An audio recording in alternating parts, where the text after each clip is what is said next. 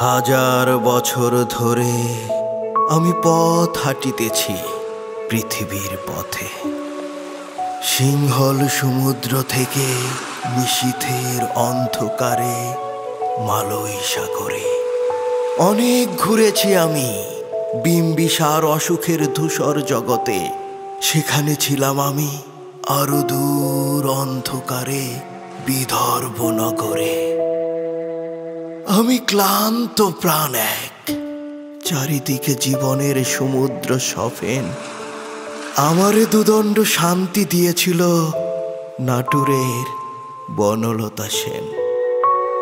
চুল তার কবেকার অন্ধকার বিদিশার নিশা, মুখ তার শ্রাবস্তির কারুকার্য। অতিদূর সমুদ্রের পর হাল ভেঙে যে নাবিক হারাইয়াছে দিশা। সবুজ ঘাসের দেশ যখন সে চোখে দেখে দারুচিনি দ্বীপের ভেতর, তেমনই দেখেছি তারে অন্ধকারে। বলেছে সে, এতদিন কোথায় ছিলেন? পাখির নীরের মতো চোখ তুলে নাটুরের বনলতা সেন।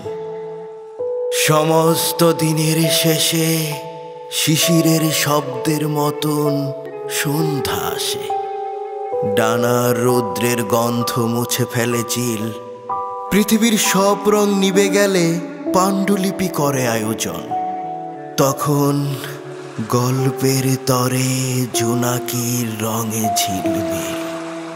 সব পাখি ঘরে আসে, সব নদী ফুরায় জীবনের সব লেনদেন।